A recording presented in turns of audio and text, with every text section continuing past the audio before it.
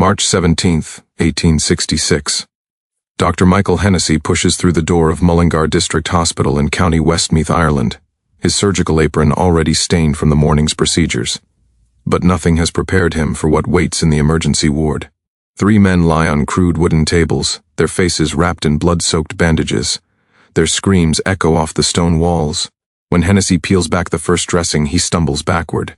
The man's eye sockets are empty, ravaged cavities where trained talons have torn through flesh and optic nerve with surgical precision. "A bird did this?" Hennessy whispers to the constable standing guard. "Not just any bird, doctor," the officer replies, his face pale. "These were sent by the Gamekeeper, on purpose." Hennessy examines the wounds more closely. The damage is too consistent, too deliberate. These injuries bear the hallmark of something far more sinister than a wild animal attack. But the truth was far more terrifying than anyone in that hospital room could have imagined. Before we uncover the truth about the Westmeath Gamekeeper's Falcons and the systematic brutality that terrorized the Irish countryside, make sure to subscribe to The Silent Abbey and ring that notification bell so you never miss our investigations into history's darkest chapters. Also, drop a comment below telling us where you're watching from. We love hearing from our community of mystery seekers around the world. Now let's step back to 1860s Ireland, where economic desperation and aristocratic cruelty would collide in one of the most shocking cases of estate security ever documented. Ireland in the 1860s exists in a state of simmering tension. The Great Famine, though officially over, has left scars across the countryside that will take generations to heal. The population has plummeted from over 8 million to less than 6 million. Those who remain face a cruel choice: starvation, emigration, or survival by any means necessary. In County Westmeath, the heart of Ireland's Midlands, vast estates still dominate the landscape. English and Anglo-Irish landlords control enormous tracts of land, their manor houses rising like fortresses over tenant farms and villages. The Killoran estate, sprawling across 15,000 acres of prime hunting grounds, represents everything the local population has learned to resent. Lord Edmund Killoran inherited the property in 1858 at age 32. Unlike his father, who maintained cordial if distant relations with local tenants, Edmund views the estate as his personal kingdom. The deer, pheasants, grouse, and rabbits that populate his forests are not simply game animals. They are extensions of his property, protected by law and custom with the same vigor as his silver and artwork. But to the tenant farmers who pay rent to Killoran while their children go hungry, these animals represent something else entirely: food, survival, the difference between life and death during the lean winter months. The Poaching Act of 1862 has just been strengthened, making it illegal to take game without permission. Penalties include imprisonment, transportation to Australia, or public flogging. Yet poaching continues, driven by desperation rather than sport.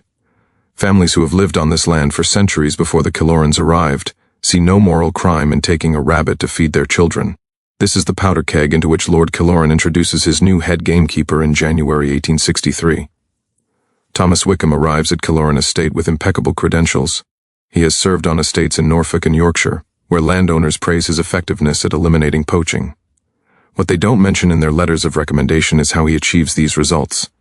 What they carefully omit are the whispered stories about Wickham's methods, stories dismissed as exaggeration by men who care only about results. Wickham is 47 years old, a widower with no children.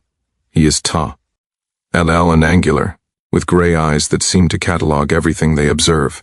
He speaks little, preferring to let his actions communicate his intentions. Within weeks of his arrival, he makes those intentions brutally clear. But Wickham brings something else to Killoran Estate, something that will transform him from merely a harsh gamekeeper into something far more sinister. In a series of wooden crates transported from Yorkshire, he brings his birds. Wickham is a falconer, trained in the ancient art of hunting with birds of prey. He owns 6 trained raptors, 3 peregrine falcons, 2 goshawks, and a massive female golden eagle he calls Morrigan, after the Irish goddess of death and war. These birds are not pets, they are weapons, honed through years of training into perfect instruments of violence. In the spring of 1863, locals begin to notice Wickham's unusual training regimen. He is seen in the estates, far fields, working with the birds using strange targets: old potatoes with painted features, turnips carved into rough approximations of human faces. The birds dive again and again, their talons consistently striking the same spots, where eyes would be on a human face. Father Declan Murphy, the priest in nearby Ballinlaw village, mentions this to Lord Killoran during a dinner party in May 1863. "Your gamekeeper's methods seem rather unusual, your lordship. Some of my parishioners are concerned about his training exercises. Killoran waves away the concern with his wineglass. Wickham is the finest gamekeeper in Ireland.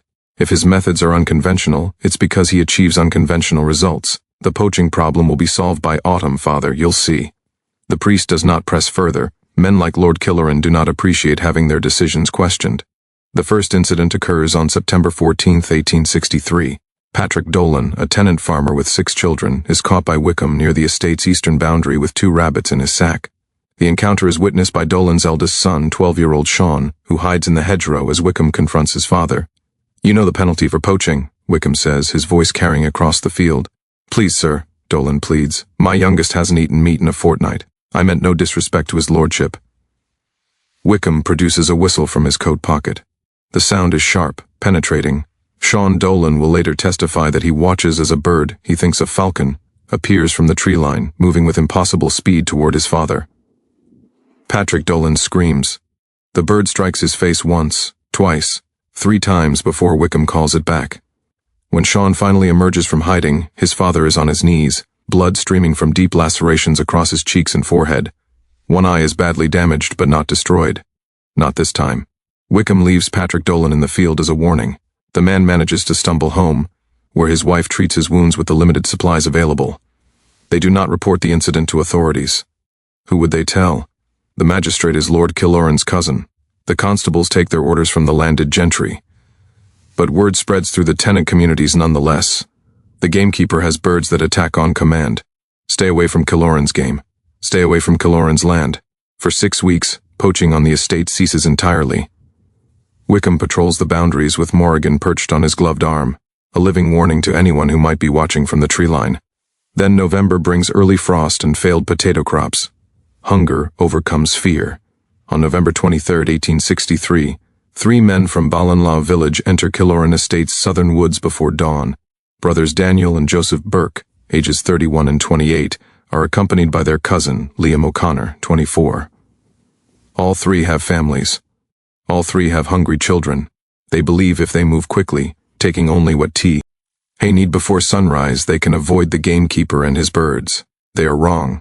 Margaret Burke, Daniel's wife, later provides testimony to a church inquiry. "My husband returned just after dawn, and I knew immediately something terrible had happened. His face was torn, deep gashes across his right eye. Joseph's injuries were worse. The bird had taken his left eye completely. Liam was blind in both eyes, the poor man. They said Wickham stood there, watching, calling the birds back each time they struck, then sending them again, like he was conducting some horrible symphony. The Burke brothers and O'Connor survive, but their injuries are catastrophic. Joseph Burke loses his left eye permanently. Liam O'Connor's wounds become infected despite Dr. Hennessy's best efforts. The young man dies on December 3rd from sepsis, leaving behind a pregnant wife. Finally, someone speaks to the authorities. Father Murphy, outraged by O'Connor's death, rides to Mullingar to file a formal complaint with District Inspector William Fitzgerald. The priest brings detailed testimonies from the victims, witness statements, and medical documentation from Dr. Hennessy. Inspector Fitzgerald listens carefully, takes notes, promises a thorough investigation. Then he rides to Killoran Estate to interview Thomas Wickham. The gamekeeper's statement, preserved in the Westmeath County records, is chilling in its matter-of-fact tone. "The men were trespassing on Lord Killoran's property with clear intent to poach. I apprehended them using standard estate security measures. My birds are trained hunting animals, no different from the hounds used on every estate in Ireland. If the men were injured while resisting lawful detention, that is their own fault. I have done nothing illegal. Lord Killoran fully supports my methods." Inspector Fitzgerald faces an impossible situation. Technically, Wickham is correct. He caught poachers in the act. The use of trained animals for estate security, while unusual, is not explicitly illegal. And Lord Killoran, one of the most powerful men in Westmeath, stands behind his gamekeeper completely. The investigation stalls. No charges are filed. Liam O'Connor is buried in the Ballinlaw churchyard with a patch over his ruined eyes. His widow, Mary, gives birth to their son 3 months later and names him Liam, so the name will not die with his father. The winter of 1863 to 1864 is the coldest in decades. Families huddle in their cottages, burning what little fuel they have, eating what little food they've stored. The hunger is relentless, gnawing, impossible to ignore. But Killoran Estate's game. Animals remain untouched. Deer graze openly in the fields. Rabbits proliferate. The woods are full of life that no one dares hunt. until February 12, 1864. This time it is a group of 6 men who enter the estate, believing there is safety in numbers. They are coordinated, experienced poachers who have successfully hunted on other estates without incident. They believe they can outwit one gamekeeper and his birds. They are catastrophically wrong. Wickham has anticipated this. He has been training for this exact scenario.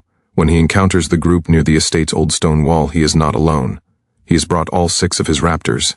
Survivor testimony from this attack, provided by James Molloy, who manages to escape with minor injuries, paints a nightmarish picture. It was like something from the old stories, like the banshees and demons the old folks talk about. Wickham stood on that wall like a general commanding an army. He had that whistle, and the birds came from everywhere. They dove at our faces, our eyes, going for the same spots again and again. Michael Brennan went down first, screaming, his hands over his face. Then the others. I ran. God forgive me, I ran and left them there. When constables finally arrive the next morning, summoned by Molloy's hysterical wife, they find 4 men lying in the field. 2 are dead: Michael Brennan, 36, father of 4; Seamus Doyle, 41, father of 7. Their injuries are so severe that Dr. Hennessy, in his official report, struggles to maintain professional detachment. The wounds are consistent with sustained attack by multiple large birds of prey. The victim's eyes and surrounding facial structures have been effectively destroyed.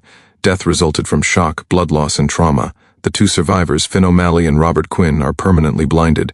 This time, even Lord Killoran's influence cannot contain the outrage. The story spreads beyond Westmeath, reaching newspapers in Dublin and London. Irish Gamekeeper's Reign of Terror reads one headline, Birds of Death Patrol Landlord's Estate reads another. But still, no charges are filed. The victims were trespassing, they were poaching. The law technically is on Wickham's side. If this story is giving you chills, hit that like button, and share this with someone who loves dark mysteries and forgotten history. What happens next will show you just how far one man's cruelty could extend before society finally intervened. Let's discover what happens next. March 16, 1866. Everything changes. A young boy named Timothy Keating, age 11, disappears while walking home from the village school. His route takes him along the public road that runs adjacent to Killoran Estate's northern boundary. He is last seen at approximately 3 o'clock in the afternoon by the schoolmaster, who watches him start down the familiar path toward his family's cottage. Timothy never arrives home. His father, John Keating, begins searching immediately. By nightfall, half the village has joined the effort. They search through the night with lanterns and torches, calling the boy's name into the darkness. Father Murphy organizes the search parties, ensuring every path, every ditch, every field is examined. At dawn, they find Timothy's school satchel on the road, 30 yards from the estate boundary. The books are still inside, along with the boy's lunch pail. There is no sign of a struggle, no footprints leading away. Just the abandoned satchel, lying in the dirt like a discarded thought. John Keating makes a decision that could cost him everything. He crosses onto Killoran Estate property without permission and begins searching the woods. Other men follow. By sunrise, there are 40 men moving through Killoran's forests, calling for Timothy, no longer caring about property rights or poaching laws. They find the boy at 8:30 in the morning. He is alive, barely. He is unconscious, lying in a small clearing approximately a mile from the estate boundary. His face is destroyed. Dr. Hennessy's medical report, filed later that day, provides clinical details that are almost unbearable to read. The child has sustained massive trauma to the facial area consistent with previous bird attack cases. Both eyes have been destroyed. Deep lacerations cover the cheeks, forehead, and scalp. Multiple talon wounds penetrate to the bone. The child remains unconscious and unresponsive. Prognosis: survival unlikely. But there is something else in the clearing that changes everything. Scattered around Timothy's body are pieces of bread. Fresh bread, clearly not from the boy's lunch pail. The bread has been arranged in a deliberate trail, leading from the public road into the clearing. And in the trees above, men spot the nest boxes. Artificial perches Wickham has constructed for his birds. Fresh kills hang from some of the branches. Rabbits, mostly, used to keep the raptors nearby and ready. This is not a random attack. This is not a case of birds defending territory or a poacher who knew the risks. This is an 11-year-old child who has been deliberately lured onto the estate and attacked. Inspector Fitzgerald arrives at noon with 6 constables. He finds Thomas Wickham at the gamekeeper's cottage, cleaning his bird's equipment. The man shows no concern, no remorse, no awareness that he has finally crossed a line society cannot ignore. The boy was trespassing, Wickham states calmly when questioned. "I have the right to protect Lord Killoran's property. He's 11 years old," Fitzgerald responds, his voice shaking with rage. "He was walking home from school. Then he should have stayed on the public road. If he entered the estate, he must face the consequences." Fitzgerald arrests Wickham on the spot. For the first time in 3 years, the gamekeeper is removed from Killoran Estate in chains, but the discovery is not complete. Not yet. While Wickham is being transported to Mullingar Jail, constables conduct a thorough search of his cottage. What they find in the cellar makes even hardened officers sick. There are detailed journals, dozens of them, spanning 3 years. Wickham has documented every attack, every injury, every victim. But these are not merely factual records. They are training logs, written in the careful hand of a man conducting scientific experiments. Entry from September 14, 1863. First field deployment of Morrigan against human target, subject male, approximately 40 years. 3 strikes to facial area. Eye damage achieved but not complete destruction. Note: increase attack duration next time. The bird performed admirably but requires more aggressive conditioning. Entry from November 23, 1863. Multiple bird deployment. Subjects 3 males, ages 24 to 31. Coordinated attack sequence successful. Complete eye destruction achieved in 1 subject. Partial success in others. Note: the Falcons are more precise than the goshawks but less aggressive. Morrigan remains the most effective weapon. Entry from February 12, 1864. 6 bird deployment against 6 subjects, 2 kills achieved, 4 subjects neutralized. This represents optimal efficiency. Note: victim screaming triggers additional bird aggression. Fear pheromones appear to stimulate hunting response. Page after page documents Wickham's systematic escalation. He has not been defending Lord Killoran's property. He has been conducting experiments in terror, using human beings as test subjects for his theories about coordinated raptor attacks. The journals also contain something else: drawings, detailed anatomical sketches showing optimal attack angles for maximum eye damage, diagrams of training equipment, plans for expanded breeding programs. Wickham has been designing a scalable system of avian violence.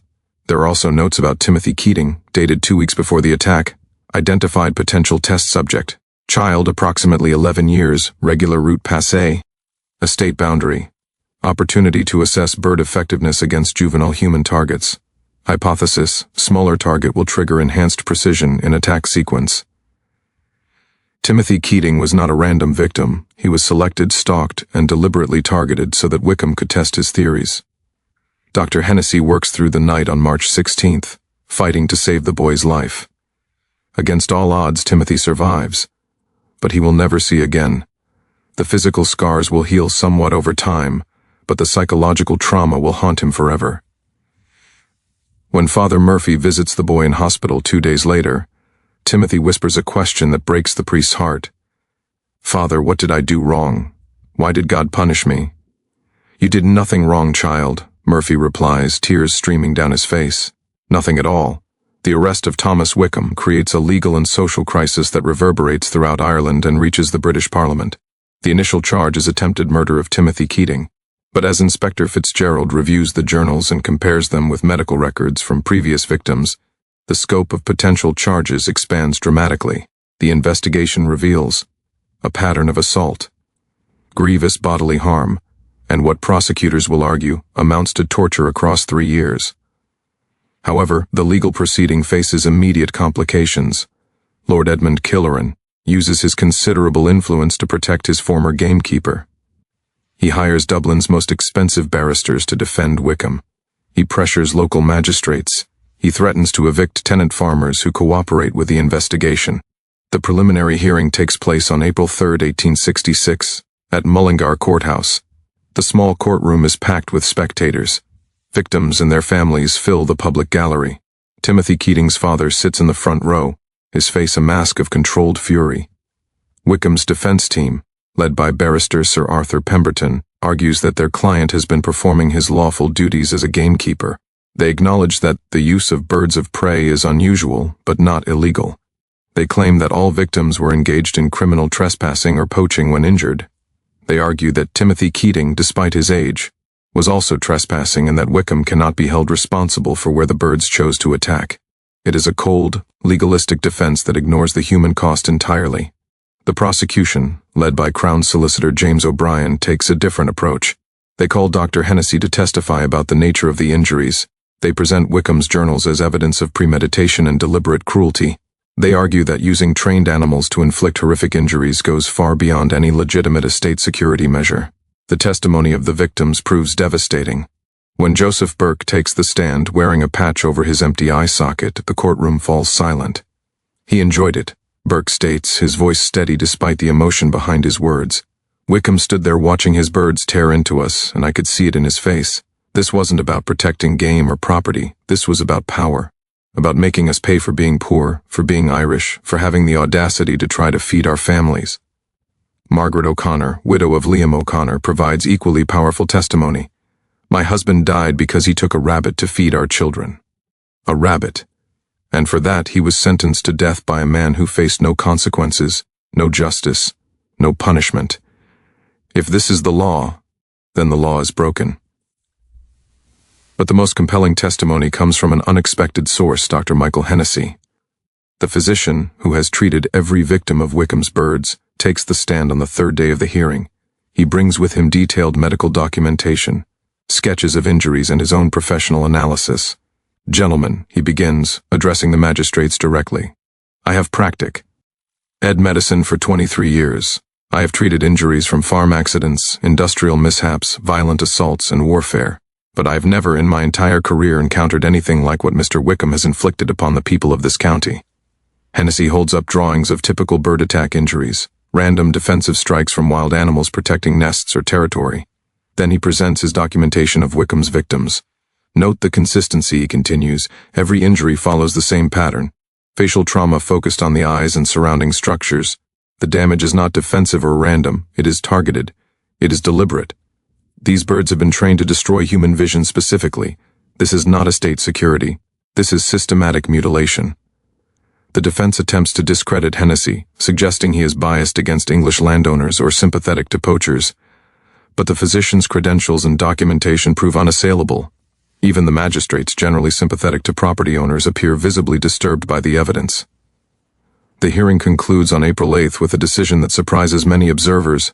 Thomas Wickham will stand trial for attempted murder, multiple counts of assault with intent to cause grievous bodily harm, and manslaughter in the death of Liam O'Connor. It is a victory for the prosecution, but the battle is far from over. Lord Killorn's response is immediate and vindictive. He begins eviction proceedings against 23 tenant families, including the Dolans, Burkes, and Keatings. He claims they are behind on rent, though records show most have paid in full. The message is clear: cooperate with the authorities and lose your homes. Father Murphy appeals directly to the Anglican Bishop of Meath, who has authority over Lord Killorn as a member of the Church of Ireland. The bishop, genuinely disturbed by the case, arranges a private meeting with the landlord. What transpires in that meeting remains partially unknown, but the evictions are quietly suspended. Lord Killorn also withdraws his public support for Wickham, though he continues to fund the defense privately. The trial begins on September 11th, 1866, and lasts 3 weeks. The courtroom proceedings are covered by newspapers throughout Ireland and Britain. Artists sketch the participants. The case becomes a symbol of the tension between landlord power and justice, between property rights and human dignity. The prosecution presents overwhelming evidence: the journals, medical testimony, victim statements, and the physical evidence from the attack site. They demonstrate that Wickham's actions went far beyond anything that could be justified as estate security. The defense attempts to argue that the gamekeeper was following orders, protecting his employer's property, and using methods he believed were legal. They try to paint the victims as criminals who accepted the risks of poaching. But they cannot explain the attack on Timothy Keating. An 11-year-old boy walking home from school cannot be characterized as a dangerous poacher. The bread trail cannot be explained as defensive action. The journal entries planning the attack prove premeditation. On October 3, 1866, after 6 hours of deliberation, the jury returns with a verdict: guilty on all counts. Thomas Wickham is sentenced to 20 years imprisonment with hard labor. He is also ordered to pay restitution to the victims, though he has no assets beyond his gamekeeper's equipment, which is ordered destroyed. The sentencing represents a watershed moment in Irish legal history, the first time a gamekeeper has been successfully prosecuted for excessive violence against poachers, and one of the few times a landlord's employee has faced serious consequences for actions taken in the course of estate security. But for the victims, the verdict is bittersweet. Timothy Keating will never see again. The Burke brothers and other survivors carry permanent disfigurement. Liam O'Connor remains dead. Mary O'Connor is raising their son alone, struggling to survive on her late husband's family's charity. Wickham shows no remorse. As he is led from the courtroom, he makes a brief statement that chills everyone who hears it. "I was simply more honest than other gamekeepers. We all protect property. I just used more efficient methods." The birds are euthanized by veterinary order. Dr. Hennessy personally oversees the procedure, ensuring the animals are put down humanely. Morrigan, the massive golden eagle, is the last to die. The bird's stuffed body is eventually donated to the Natural History Museum in Dublin, where it remains on display today, a reminder of how nature can be corrupted by human cruelty. Lord Killoran faces no criminal charges, though his reputation never recovers. He becomes a social pariah among the Anglo-Irish gentry. His estate falls into neglect as he struggles to find new tenants willing to live on property associated with such horrors. He dies in 1891, largely forgotten, his estate divided and sold to pay debts. Inspector Fitzgerald, whose dogged investigation made the prosecution possible, is promoted to county inspector. He dedicates the remainder of his career to reforming estate security practices and investigating abuses of power by landlords and their employees. Father Murphy continues to advocate for tenant rights and legal reform until his death in 1903. He is remembered in Ballinlaw as a champion of justice who stood up to power when others remained silent. Dr. Hennessy maintains detailed medical records of the victims for decades, using the case in lectures to medical students about the ethical obligations of physicians to report systematic abuse and to advocate for vulnerable populations. The Westmeath Gamekeeper case, as it becomes known, triggers significant changes in Irish and British law regarding estate security and the treatment of alleged poachers. In 1867, Parliament passes the Prevention of Cruelty in Estate Security Act, which explicitly prohibits the use of animals in ways likely to cause serious injury to human beings, regardless of the victim's legal status. The law is drafted specifically in response to the Wickham case but applies throughout the United Kingdom. The legislation faces strong opposition from landed interests who argue it undermines property rights. But public revulsion over the details of the Westmeath case, combined with growing social reform movements, ensures its passage.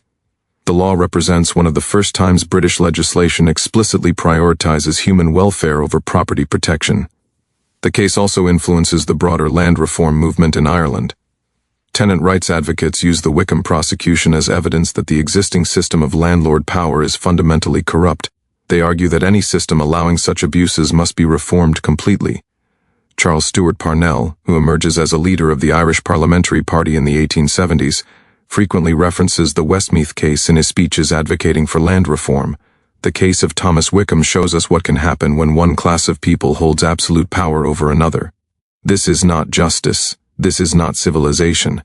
This is barbarism disguised in legal precedent. The land war of the 1880s, which fundamentally transforms Irish property relationships, draws some of its moral authority from cases like Wickham's, where the protection of property rights led to unconscionable human suffering. Internationally, the case attracts attention from legal scholars and social reformers interested in the limits of property rights and the duties owed to even those who violate property laws. American legal journals publish analyses of the verdict. French newspapers compare it to cases arising from their own revolutionary tradition of balancing property and human rights. But perhaps the most significant impact is psychological rather than. The Westmeath case forces society to confront uncomfortable questions about class, power, and the capacity for cruelty that exists when one group of humans has unchecked authority over another. The historian Margaret O'Connell, in her 1923 study, Property and Violence in 19th Century Ireland, argues that the Wickham case represented a turning point in how British society understood the relationship between landlords and tenants.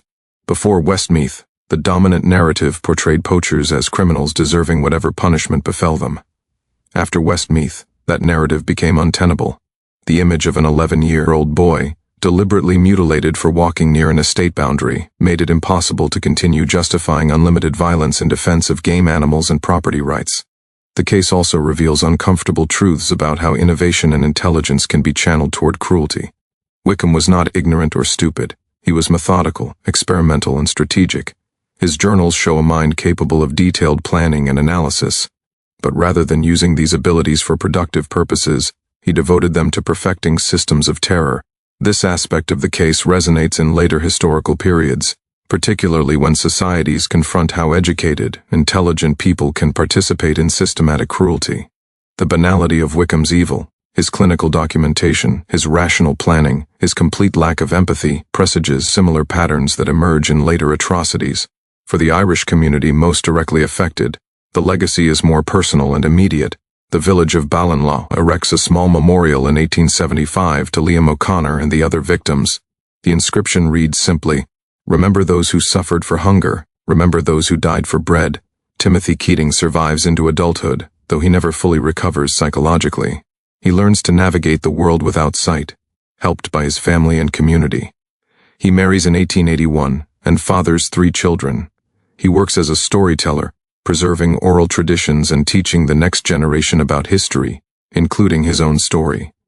In interviews late in his life, Keating proves remarkably thoughtful about his experience. People ask me if I hate Thomas Wickham. I don't. Hate would give him too much power over me. What happened, happened. But I want people to understand it wasn't just about one cruel man. It was about a system that made his cruelty possible, that protected him until he went too far. That's what needed to change. That's what we should remember. Keating dies in 1932, at age 77. His obituary in the Westmeath Examiner notes that he was a survivor of one of the darkest chapters in our county's history, and a reminder that justice, though sometimes delayed, must eventually prevail. The Killearn estate itself is broken up in the 1920s during the land redistribution that follows Irish independence. The manor house falls into ruin and is eventually demolished in 1956. Today, the land is divided among dozens of small farms. Few of the current residents know the full history of what happened there in the 1860s, but in certain families, the descendants of the Dolans, the Burkes, the O'Connors, and the Keatings, the story is still told, not with bitterness necessarily, but with determination that such things must never be forgotten, never be allowed to happen again. The case also influences how we think about human-animal relationships and the ethics of training animals for violence. Falconry continues as a sport and hunting method, but regulations now exist in most jurisdictions prohibiting the training of birds of prey to attack humans. The Wickham precedent is cited in establishing these protections. Wildlife rehabilitation experts and bird trainers today study the case as an example of how natural predatory instincts can be corrupted and enhanced through training. The fact that Wickham could successfully condition multiple birds to consistently target human eyes demonstrates both the intelligence of raptors and the dangerous potential when that intelligence is exploited. Dr. James Morrison, a contemporary ornithologist and falconry historian, notes, "What Wickham did represents a perversion of the ancient partnership between humans and hunting birds. For thousands of years, falconry has been about working with a bird's natural abilities for legitimate hunting purposes. Wickham took those same skills and turned them into instruments of terror." It's a cautionary tale about how any relationship with animals can be corrupted when humans lose their moral compass. The psychological impact on the broader community lasted for generations. Historians documenting oral traditions in Westmeath in the 1950s and 1960s found that elderly residents still expressed fear of large birds, particularly eagles and falcons. Children were warned to stay away from any location where raptors nested. The trauma had become embedded in local culture. This collective trauma slowly faded over time, but its echoes remain. A 2003 archaeological and historical survey of the former Killearn estate found that local residents still referred to certain woods as the bad places without necessarily knowing why. Cultural memory persists even when specific historical knowledge fades. What do you think drove Thomas Wickham to such calculated cruelty? Was it simply the mindset of his time, the absolute power given to those who protected property? Or was there something deeper, something pathological in a man who could methodically document the destruction of human lives as if conducting scientific research? Leave your theories in the comments below. Tell us what you think about how power, class, and the protection of property led to such systematic brutality. If you found this story as haunting as we did, make sure you're subscribed to the Silent Abbey so you never miss our investigations into history's darkest chapters. Ring that notification bell to join our community of mystery seekers as we uncover the lost, the forgotten, and the deliberately hidden stories from our past. The case of the Westmeath Gamekeeper reminds us that the line between security and terror, between authority and tyranny, can be crossed more easily than we'd like to believe. It shows us what happens when one group of people has unchecked power over another, and when the law protects property more than it protects human dignity. These are not just historical lessons, these are warnings that echo, through time, reminding us to question authority, to stand against injustice even when it's legal, and to remember that history judges us not by our laws, but by how we treat the most vulnerable among us. See you in the next video, where we'll uncover another chapter from history that the powerful hoped would stay buried. Until then, remember, the past is never truly past. Its lessons live on in every choice we make about justice, power, and human dignity.